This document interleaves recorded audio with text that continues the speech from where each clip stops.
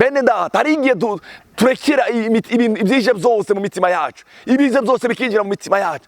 Rinda umutima wawe, rinda umutima kuruta, haleluya, rinda amajambo mabi kwinjira mu mutima wawe, rinda ibiganiro bibi kuja mu mutima, rinda, haleluya, kurusha uko urinda ibintu byose, kuko harimwo iby'ubugingo bidudubiriza. Iby'ubugingo byacu bidudubiriza mu mutima, haleluya. Rinda umutima wawe, rinda gwana intambara. Yavuze Matayo, yavuze ngo ntimuze mutinya bica umubiri, ariko cyane cyane mutinya bica ubugingo. Hari abantu bafite misiyo yo kwica ubugingo bwawe, yo kugushira mu mubabaro udashira. Gwana intambara usohora.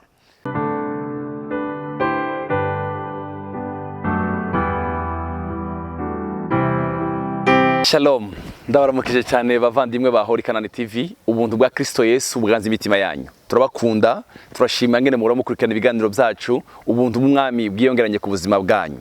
Reka dusenge. Mana yacu, izina ryawe rihabwe icubahiro, igitondo cy'umugisha waduhaye turayigushimiye. Ijambo ryawe rigiye kubibwa mu ivu ryiza, amen. Ijambo ryawe ribibwe mu ivu ryiza, Mana. Oh, haleluya. Yaravuze Yesaya ngo nimbuto ngo rimeze nka kwa kundi imvura ngo izigwaga na sherege bigatoza isi, ngo ntibisubireyo, ngo niko n'ijambo ryawe ritazosubirayo ridashikanye icyo waritumye. Ijambo rigikorwa muri kino gitondo, ngwino uganiriza imitima yacu y'umwe wese, icubaro garukire mu izina rya Yesu Mwami wacu, amen. Uyu munsi wa none mfite ijambo rigufi rivuga ngo kuzigama ubugingo bwawe, ubugingo buzobona Imana, kurinda ubugingo bwawe. Haleluya. Hari umuririmbyi nkunda cyane w'indirimbo za kantike ya 94 ivuga ngo ubugingo bwanje bwahindutse ukundi umunsi Yesu yabutashemo, umuco waratse mu mutima wanje Yesu yarangerereyemo. Haleluya. Yesu agerere mu bugingo bwawe, kuzigama ubugingo bwawe, kuzigama impwemu yawe, kukuzigama wewe.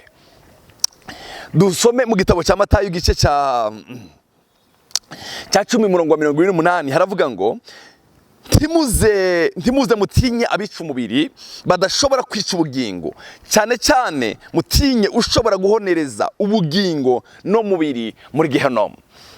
Umva ndakubwire muri kino gitondo, ubugingo bwawe n'ubw'igiciro. Ubugingo bwawe nibwo Umwami Yesu nibwo buzobona Imana, nibwo muzobona Imana.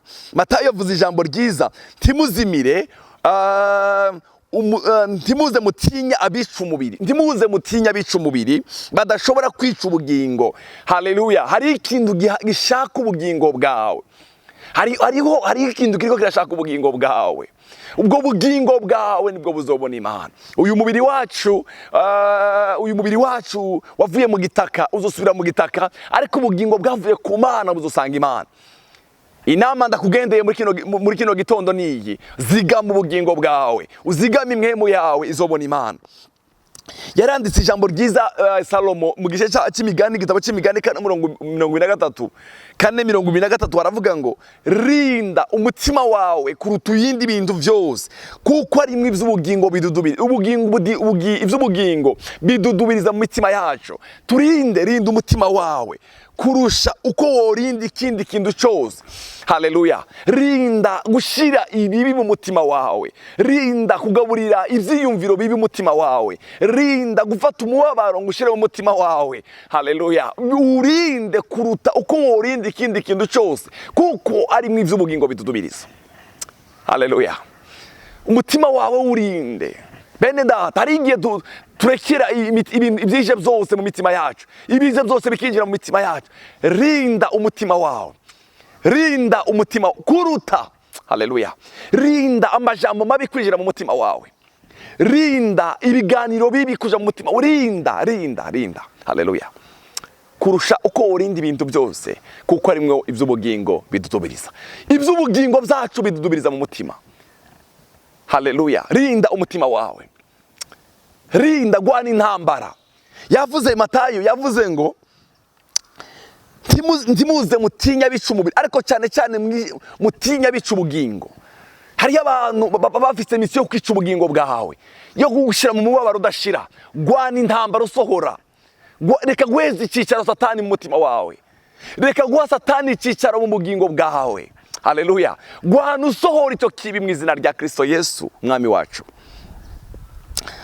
Yobu yaravuze ijambo ryiza 33 umurongo wa 28, yaravuze ngo Imana yacunguye umutima wanje ngo ntuje muri rwago.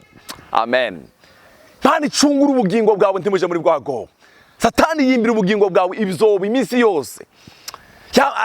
Uravyuka yakwimbiye ibyobo, akimbira ubugingo bwawe ibyobo, ariko ngo Imana yacu yacunguye ubugingo bwanje ngo ntibuje muri rwago. Sifa kwa Yesu. Kandi ubugingo bwanje buzokwitegereza umuco. Ubugingo bwanje ntibuzoja mu mwobo w'umwijima, ariko buzokwitegereza umuco. Kandi Imana yacunguye umutima wanje ngo ntuje muri rwago. Yacunguye yarancunguye, Imana yacunguye umutima wanje ngo ntuje muri rwago. Satani yamashaka ko ashira ubugingo bwanje muri rwago.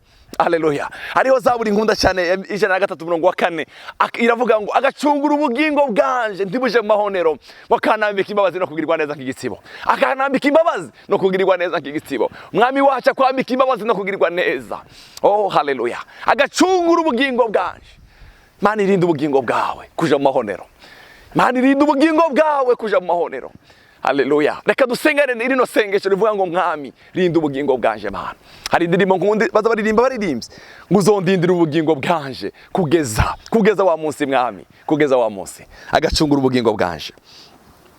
Zaburi ya 16 umurongo wa 10 iravuga ngo kuko atazoreka ubugingo bwanje ngo buje kuzimu, kuko atazoreka ubugingo bwanje ngo buje kuzimu, kandi tuzokundira uwera wawe ngo azabore, tuzokundira uwera wawe ngo aze abore.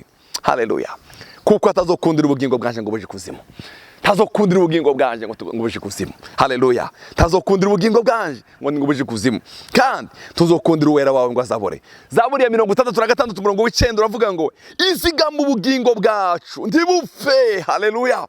Izigama ubugingo bwawe, izigama ubugingo bwawe ntibupfe. Satani ashaka ko ubugingo bwawe bupfa. Satani ashaka kugenda ubugingo bwawe bwarapfuye. Satani ashaka kugenda warapfuye mu mpemu. Imana izigama ubugingo bwawe ntibupfe. Imana ikuzigame, izigama ubugingo bwawe ntibupfe. Mungu ayimidiwe. Haleluya. Kandi ubugingo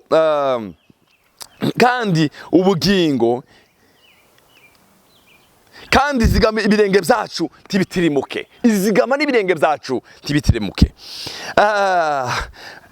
Luka ya 21 umurongo wa 19 haravuga umurongo mwiza cyane. Ukwihangana kwanyu niko kuzotuma mukiza ubugingo bwanyu. Ukwihangana kwanyu niko kuzotuma mukiza ubugingo bwanyu. Hari igihe tutihangana, hari igihe abadayimoni batera ubuzima bwacu ntitwihangana, ariko kwihangana kwawe niko kuzotuma ukiza ubugingo bwawe. Imana iguheze umutima wihangana. Imana ikuremera umutima wihangana. Ukwihangana kwawe niko kuzotuma ikiza ubugingo bwawe. Ukwihangana kwawe niko kuzotuma ukiza ubugingo bwawe. Reka guhakaza amajambo yose apfuye mu buzima bwawe. Reka kuvuga ibitari byo mu buzima bwawe. Ziga mu bugingo bwawe. Haleluya. Umuntu nakubwira ikibi ihangana. Ukwihangana kwawe niko kuzotuma uziga mu bugingo bwawe. Paulo yabwiye Abafilipi ijambo ryiza igice cya 2 umurongo wa 16 ngo mwerekane ijambo ry'ubugingo kugira ngo mbone icyo nzo kwirata kuri wa munsi wa Kristo yuko ntirukiye ubusa. Haleluya. Mwerekane ijambo ry'ubugingo. Umunsi Yesu naza nzovuge ngo ndore ngabariya Abafilipi nabwirisha ubutumwa bwiza.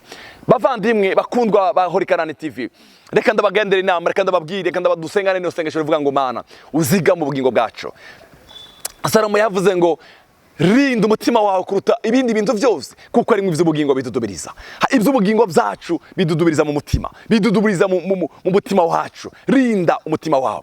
Rinda umutima wawe kugabura ibipfuye. Rinda umutima wawe kuruta uko urinda ibintu byose, kuko ari mu by'ubugingo bidudubiriza. Reka dusenge. Data dushoboze kurinda ubugingo bwacu, bwa bugingo buzakubona. Haleluya. Dushoboze Mwami kuzigama ubugingo bwacu. Dushoboze Papa kuzigama ubugingo bwacu. Urakoze kutugirira neza Mwami. Icubero ugarukire mu izina rya Yesu mukiza wacu. Amen.